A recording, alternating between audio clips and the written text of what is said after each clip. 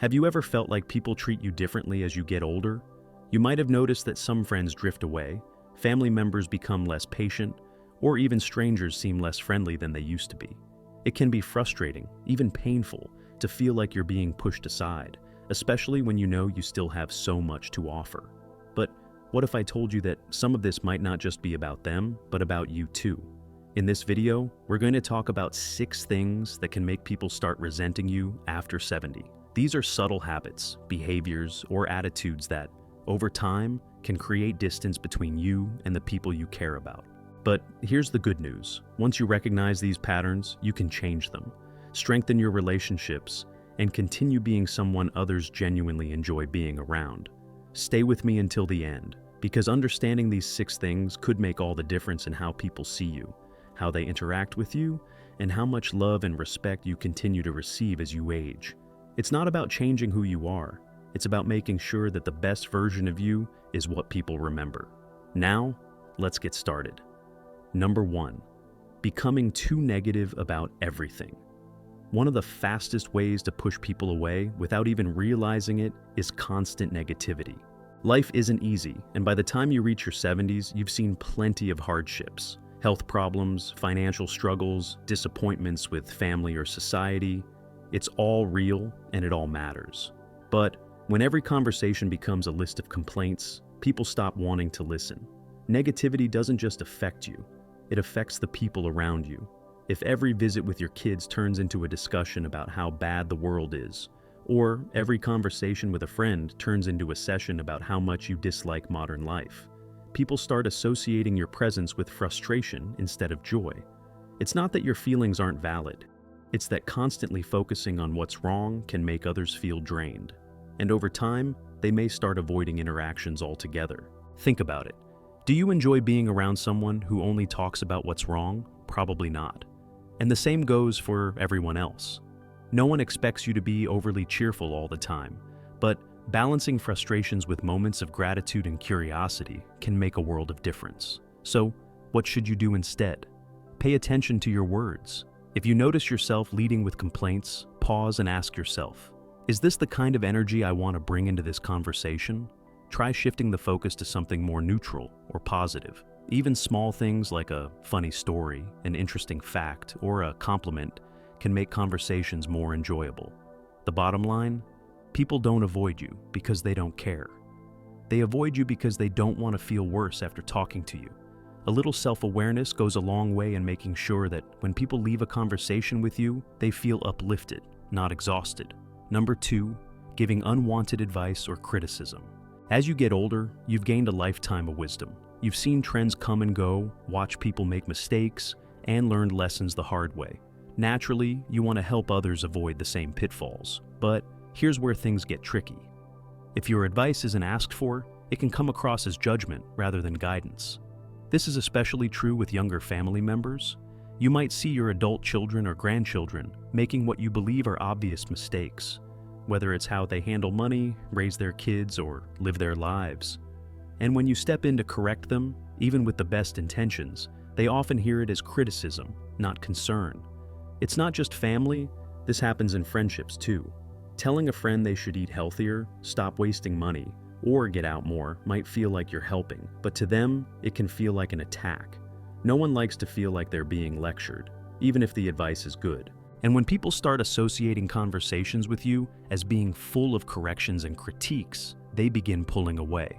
So, what should you do instead?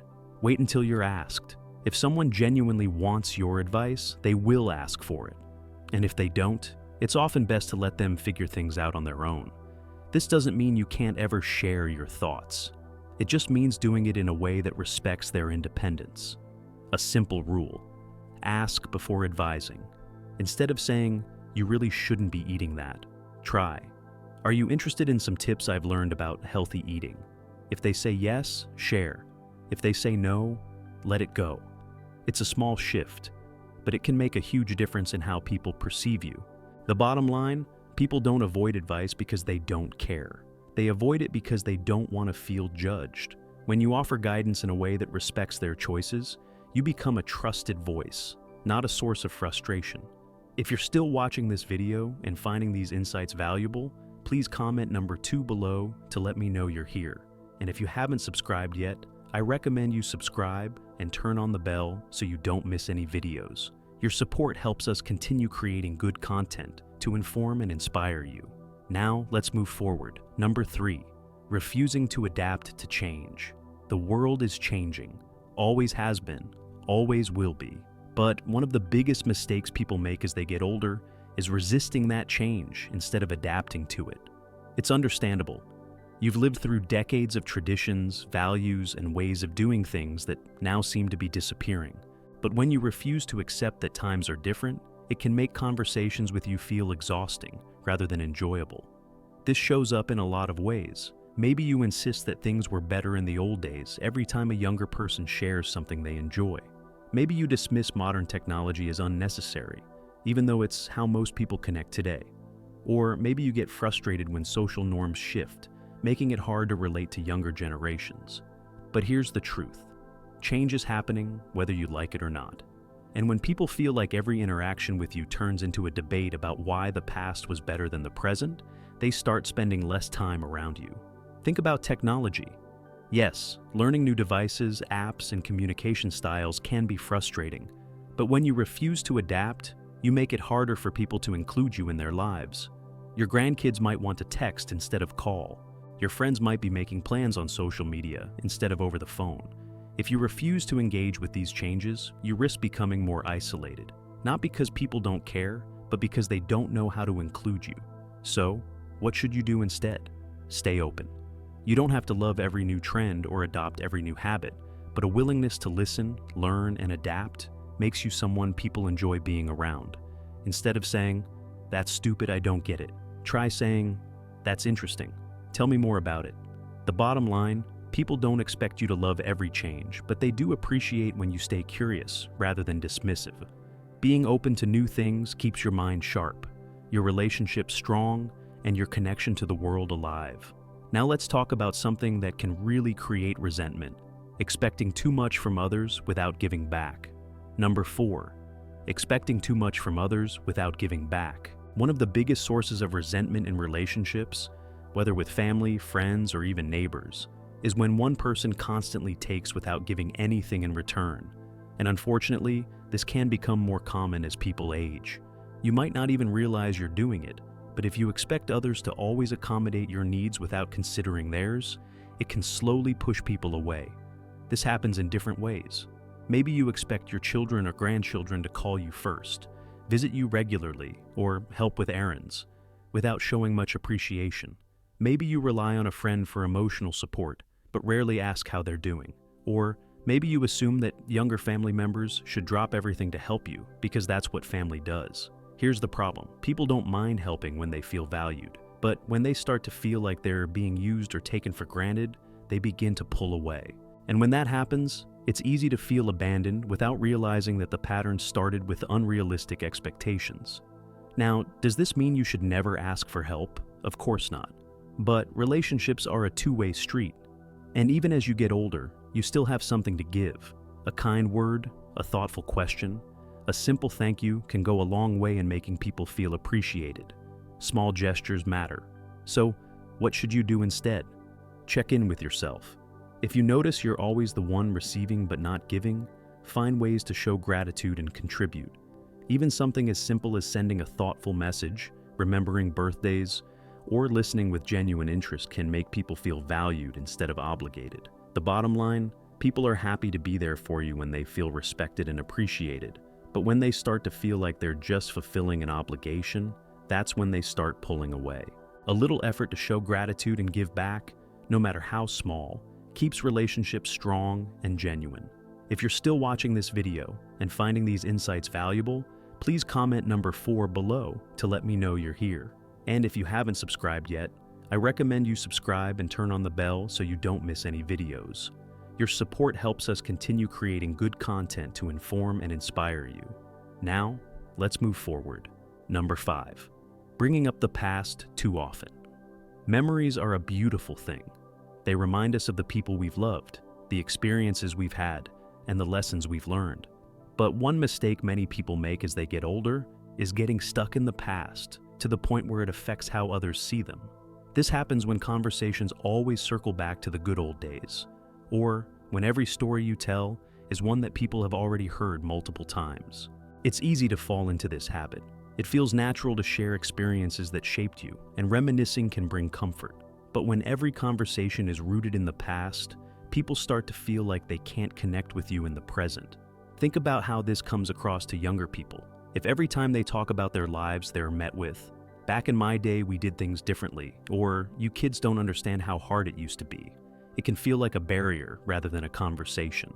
It makes them feel like their experiences aren't valid because they didn't live through what you did. It's not just about younger people either. Even friends your age might get frustrated if the same stories are told again and again. Over time, this can make conversations feel repetitive, predictable, and frankly less engaging. So, what should you do instead? Balance the past with the present. Share stories, but also show interest in what's happening now. Instead of just telling a memory, ask others about their lives. If you find yourself repeating a story, pause and ask yourself if the moment calls for it. And most importantly, be open to creating new experiences instead of only reliving old ones. The bottom line, memories are meant to be cherished, not to replace the present. People want to feel connected to you today, not just to who you were years ago. By showing interest in the present and in the people around you, you keep relationships strong and conversations meaningful. Now, let's talk about something that can create serious tension: not respecting boundaries in personal space.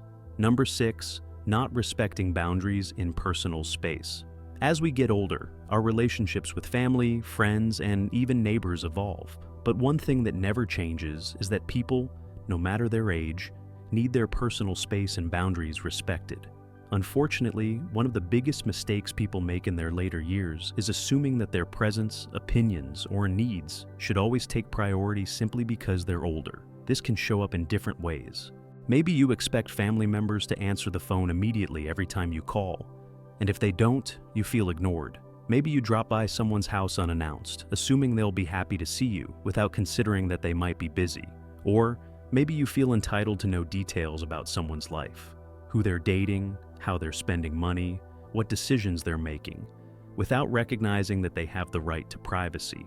People may not say it out loud, but when they feel like their boundaries are being ignored, they start creating distance. They may call less, invite you over less often, or share less about their lives.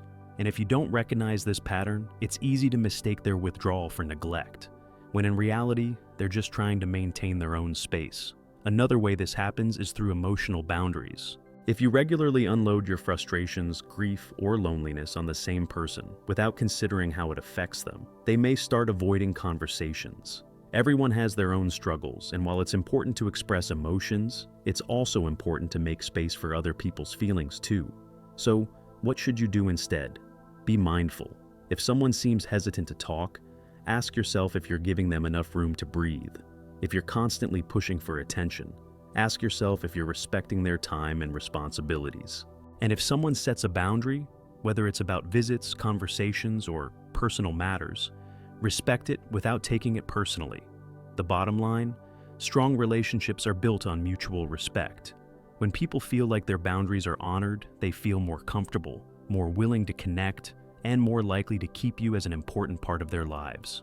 If you're still watching this video and finding these insights valuable, please comment number 6 below to let me know you're here. And if you haven't subscribed yet, I recommend you subscribe and turn on the bell so you don't miss any videos. Your support helps us continue creating good content to inform and inspire you. Now, let's move forward. Final thoughts. Getting older doesn't mean losing the people around you, but sometimes, without realizing it, certain habits can push people away. The good news is that once you recognize these patterns, you have the power to change them. We've talked about the dangers of constant negativity, giving unwanted advice, refusing to adapt, expecting too much from others, getting stuck in the past, and not respecting boundaries. These things can slowly create resentment, but the moment you become aware of them, you can start making small changes that bring people closer instead of pushing them away. Here's the key takeaway. Relationships thrive on respect, appreciation, and balance. People want to spend time with those who make them feel good, valued, and heard. And no matter how old you are, You can be that person. Now I'd love to hear from you. Which of these 6 points stood out to you the most? Have you ever experienced someone pulling away and now you realize why? Leave a comment below. I read everyone, and your thoughts might help someone else going through the same challenges. Thank you for joining us today. We'd love to hear from you. Leave a comment below and share one thing you learned today and how you plan to use it in your life. Your thoughts are important to us, so don't hesitate to share them. Reading your comments gives us great motivation and encouragement. If you enjoyed this video and found it helpful, please like, subscribe, and share. Your support helps us continue creating good content to inform and inspire you. Thanks for watching, and we look forward to seeing you in the next video.